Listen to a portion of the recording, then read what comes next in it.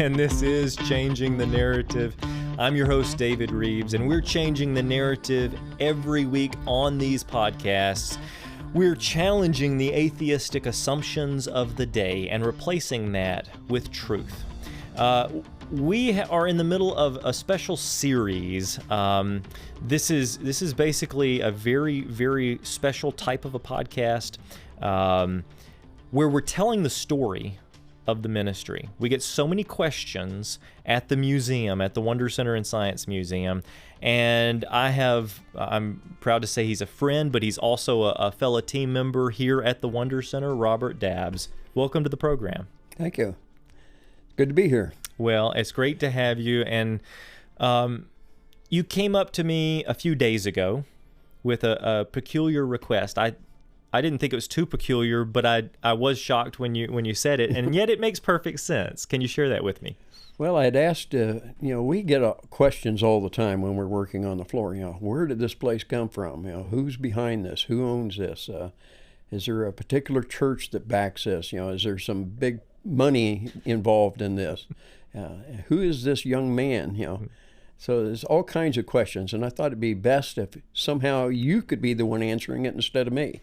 So, well, that's great, and I'm very happy to. Again, this is completely changing the narrative on Changing the Narrative, because typically I'm asking questions to someone in that chair instead of the other way around, but we talked a little bit on the previous episode about the very beginning origins of the ministry back in 2007 when we formed the nonprofit, when my brother and I started sort of formulating a plan, and it kind of brought us through the origination of the media ministry, but then we kind of had to leave off. Mm-hmm. Where do we go from here? Well, let's talk about your documentaries that you've been involved in. Okay.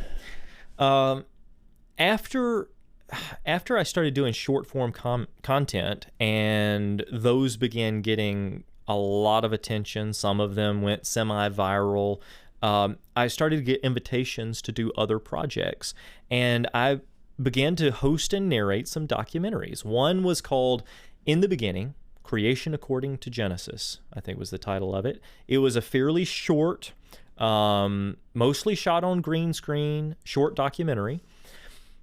I submitted it to one Christian film festival, which just so happened to be the largest Christian film festival on the earth at the time.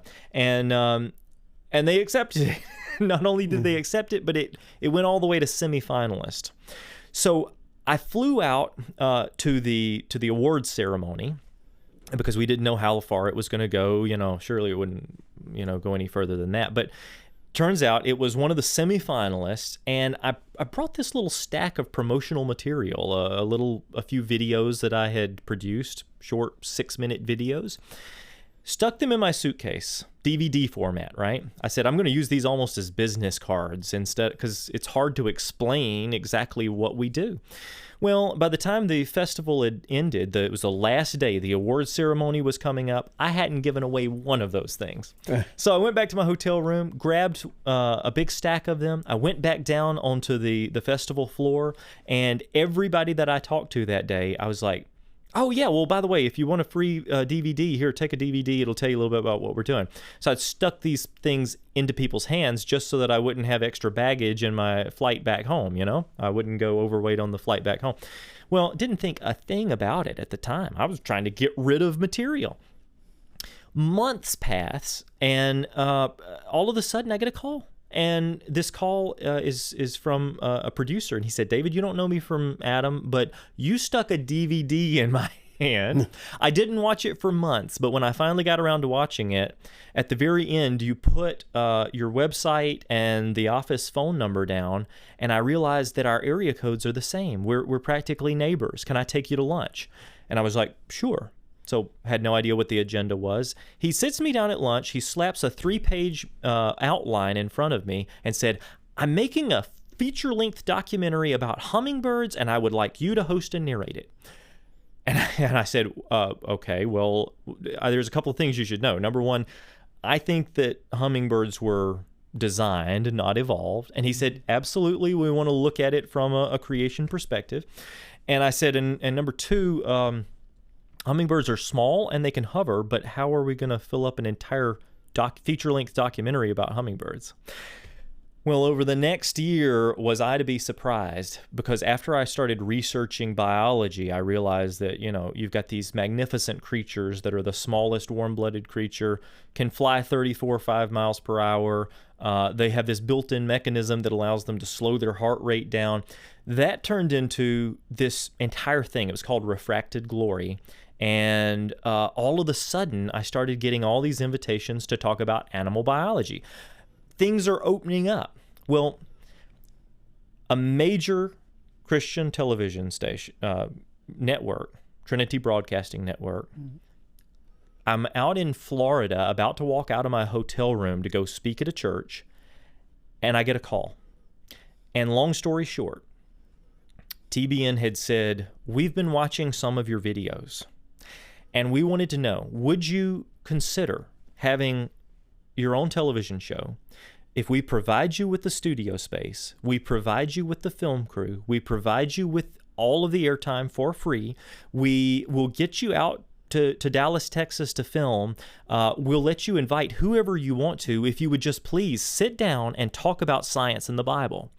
And I was like, well, let me no, of course not. It was the Lord opening this tremendous door for, I guess it was 8 seasons. I hosted a television program called Creation with David Rives. It got to be known as Creation in the 21st Century. And I would sit down once a week with some of the brightest minds in science, PhDs in geology, biology, astronomy, astrophysics, whatever it was.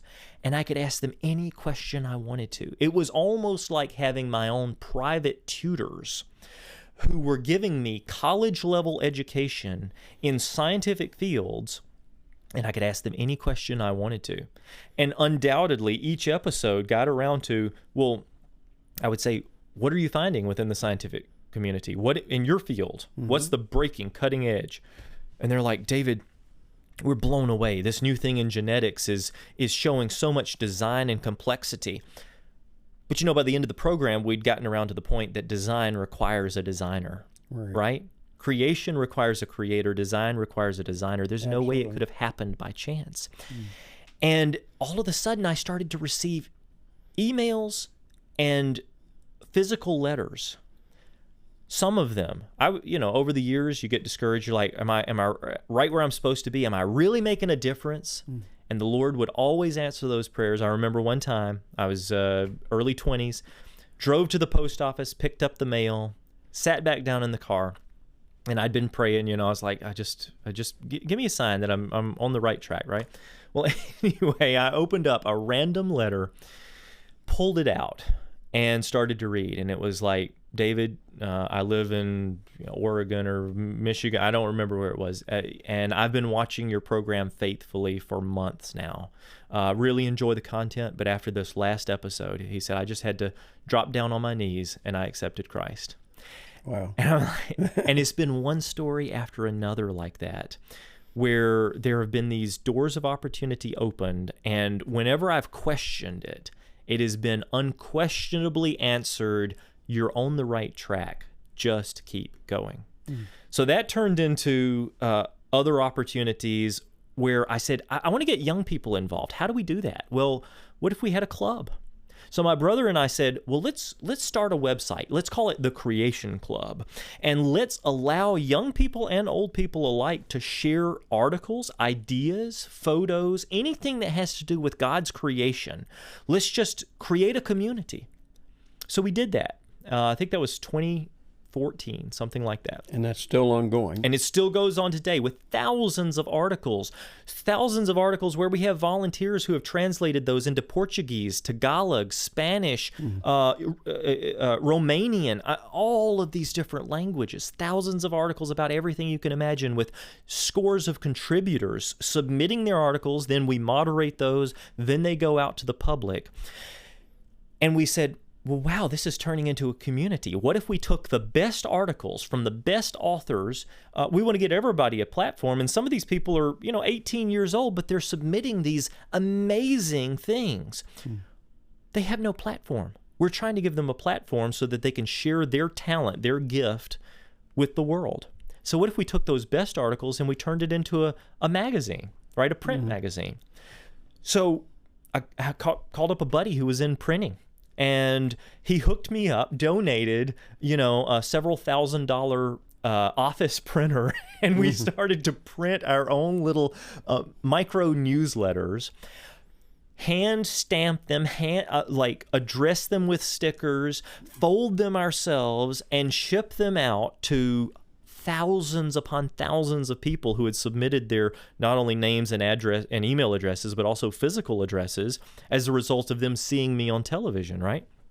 And we're doing these things spending upwards of 1 week, a solid week out of every month, just trying to print and mail these mini newsletters. Well, pretty soon we were opened up to other opportunities, which turned it into a multi-page glossy color magazine that we didn't have to hand address. We would send out. I think we go out to about 20,000 households at this point, and we continue to grow. But that was the Creation Club. And then we were like, well, we need to give people the opportunity to put resources into the hands of their children if they're homeschooling, or to be able to research these things for themselves. What if we could create a vast store with all of these things? We'd had a store with, our few documentaries and our few things for years. Well, what if we could, create something a little bit larger? So my brother and I, we always like everything to be multi-purpose, and we always love to have clear direction from the Lord. And we said, let's be ambitious. Let's call it the Creation Superstore. All right, Creation Superstore with a couple of dozen products, yeah. Well, within a few years, it had become the largest Origins-related store in the world, where we stocked over 1,000 products, books, DVDs, videos, resources, fossils, gifts, homeschool resources. We were known all around the world, receiving international orders to Australia and New Zealand and all over the world. So it turned into this massive, massive website where now we stock, sell, maintain, ship out over 2,000 items. But now in the museum, we have a physical presence for that store. All right. It was sort of that next step that began to catapult us, along with the TV, into hundreds of thousands of households. And when you couple that with the fact that we started to produce a lot more of our own content, our own television series called Wonders Without Number, it led to the next chapters of ministry. Well, now we're up to fairly recent times. Yeah. Tell us about how this museum came about. Yeah. In about 2016, I guess it was, we had started to produce so much media that we needed a bigger space, because it started basically right outside my brother and I's bedroom, right? We were like, but we're growing, we need something where we can control the studio environment. So we started searching and found a 12,000 square foot property that was just a big empty box. It was near where we were living. We were like, well, this is a short commute. We could potentially do something with this space. The Lord had opened up the opportunity for us to expand.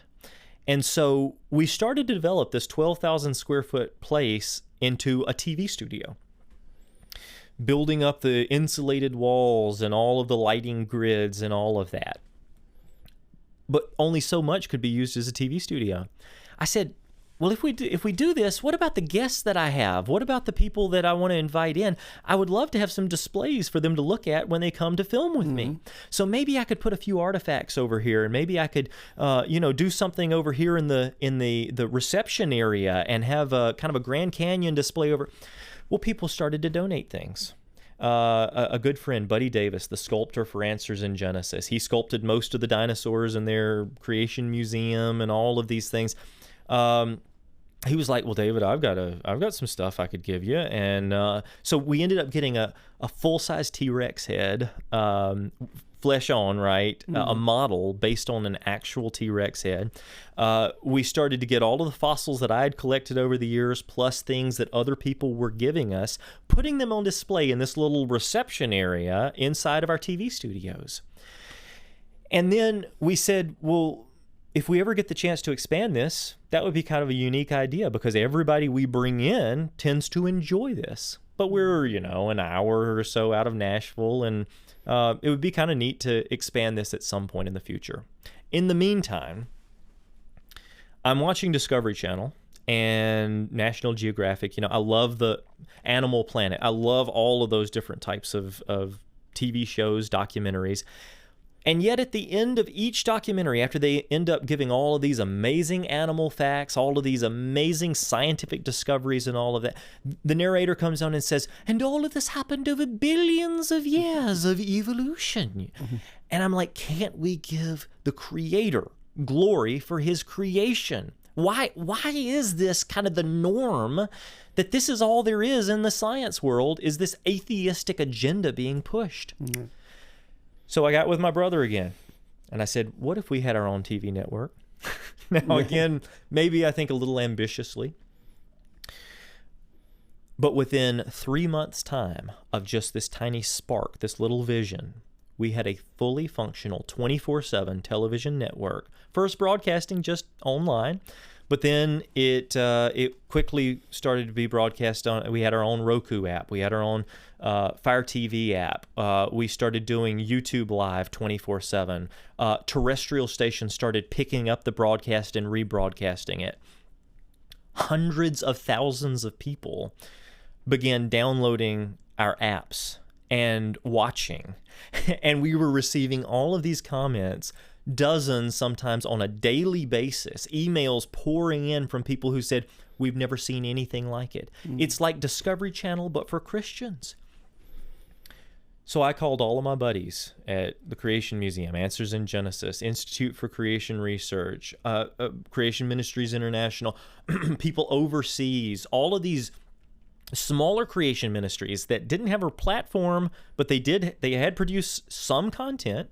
And I said, would you mind sharing it? No one refused. Everybody. All of a sudden, we have thousands of pieces of media airing on a 24/7 network that is giving glory to God, that is ultimately sharing the gospel with millions of people. And we've got hundreds of thousands downloading, watching them. And everybody said, you're going to turn it into a subscription model? And I'm like, no. We are a donation-based ministry. We have thousands of donors who have stepped up. And even though this is costing us tens of thousands of dollars to keep this on the air for the broadcasting costs and the streaming costs and the this and the that and the... there's no way that I'm going to have people pay for it, because if you have people pay for it, then only the people who like the content are going to see it. Right. And that's not what it's about for me. I want the people who don't necessarily want to hear it, I want them to be the ones that hear it. So we keep it 100% free of charge. We have been going now for 7 years. We have had so many stories, miraculous as well as difficulties, where streaming services tried to triple our costs, where we were shut off from certain areas, where we had to completely rethink on the fly how to keep the network going. And for 7 years now, 24/7, we've been broadcasting at Genesis Science Network, free on Roku, free on Amazon Fire TV, GenesisScienceNetwork.com, 24/7 live broadcast on our David Rives Ministries YouTube channel, Genesis Science Network, which is miraculous to say the least, but it helped us again increase that audience to a point where we could undertake this last massive leap of faith that has all happened within less than the last 2 years. Well, tell us about this building. How did you first find out about the building to start with? I never imagined that we would fill up 12,000 square feet down south of Nashville, but we were filling it up and filling it up rapidly. Our ministry had begun to grow at an exponential rate, And I sat my brother down and we were talking, and we were like, we don't know what we're going to do. I guess let's purchase some shipping containers and put them in the parking lot to try to store equipment and to just let's make do, right? And eventually the Lord will provide. It probably wasn't a month or so later that our communications manager sends me an email with a link. Now, I'm horrible at looking at my texts and emails. I don't get around to that. I mean, I get thousands. So I didn't pay much attention, kind of clicked on it, didn't pay much attention. I'm walking through the office a few days later, and she stops me at her desk, at her computer desk, and said, David, did you know that the Renaissance Center was going up for sale? And I'm like, the what? and I'm like, I don't know what that is. She said, well, it's just up the road. It's just west of Nashville. It used to be this kind of science and arts center. I used to take field trips there. It's this beautiful building. Here, let me pull up a picture. So she pulls up a picture. A drone shot of over 100,000 square foot facility, looks like this massive science museum. Now, normally, as she said, that would make a great place to expand this into a museum one day, wouldn't it? And normally I would laugh at the idea and be like, oh, sure. But I felt like it was the Holy Spirit just talking, and I just got this. I said, let's call him. So I dialed up the number. I said, I understand that this place is going up for sale. They said, how'd you find out? This is not really supposed to be public yet. We're not ready to show this. I said, well, obviously it slipped out somewhere on social media. They said, yeah, we'll be ready to show it here in a few months. Again, I feel like it was the Holy Spirit talking, because I'm not normally this bold, but I said, well, I'd like to see it. They said, when do you want to see it? I said, I want to see it tomorrow. They laughed, no, not possible. I said, well, I'd like to see it tomorrow. And they said, no. Well, they called back 15 minutes later, said the vice president of the real estate house has agreed to meet you on site tomorrow. I went through a walkthrough. Hours upon hours upon hours later, we had just reached the end of a basic walkthrough of this property. It's so extensive. And as we were walking through, I could literally see the 55-foot-long Camarasaurus stretching its neck up into the second story of the rotunda, greeting people. I could literally see the wonders of paleontology, the wonders of astronomy, all of these exhibit halls. I knew exactly where a lot of this was going to be. And it was my first walk through the property. There was a lot of prayer that went on for several weeks, a lot of conversations.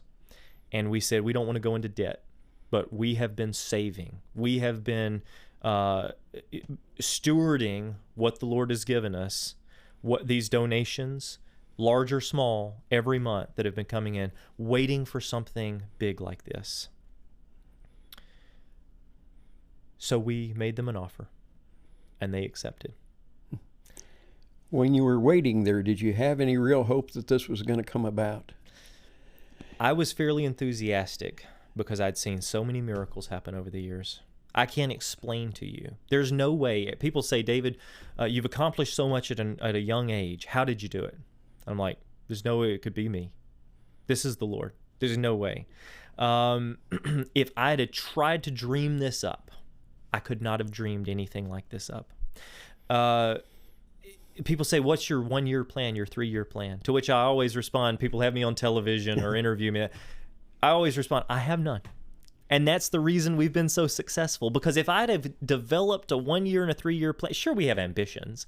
But if I've developed that plan and stuck to it, then I would have never accomplished near what we've accomplished. It is because we've been open to the Lord's leading, to these doors being opened, that now we are actually operating the largest science museum in Tennessee, the largest science museum in the world from a Christian perspective, that we're operating these amazing studios with multiple venues, a wonders theater that we're able to have free conferences.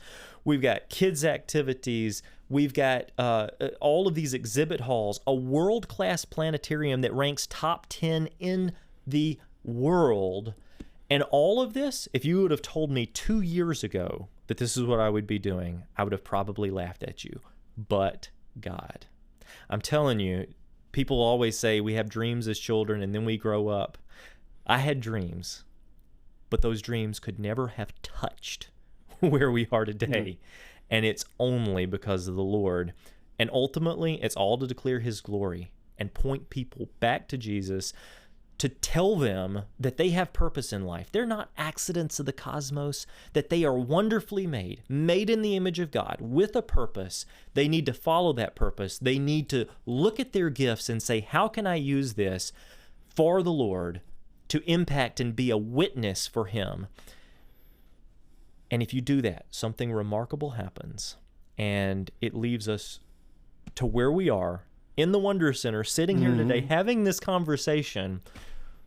And it's ultimately, since the time I was 18 years old, this has been in the works, and this is just the beginning. And yet 2 years ago, you didn't even know about this building. No.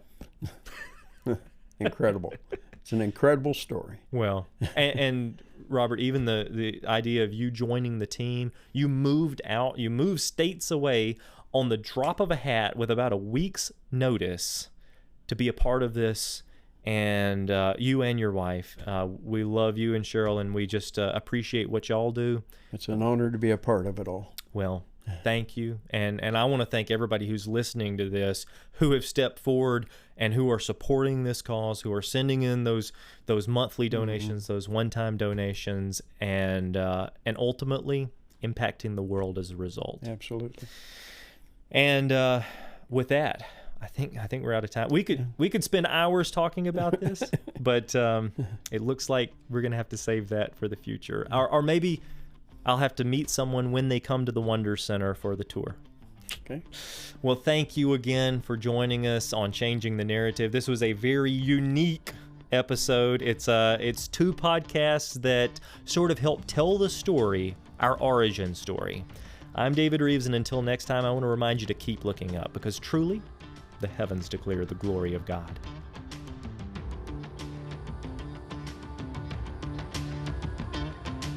Find us on all social platforms to stay informed.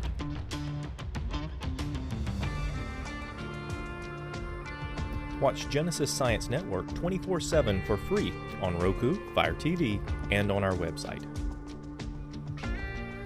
Visit the world's largest origins-based store, creationsuperstore.com. Plan your trip to the Wonder Center and Science Museum just outside of Nashville, Tennessee. Donate to our nonprofit ministry to help us continue sharing truth.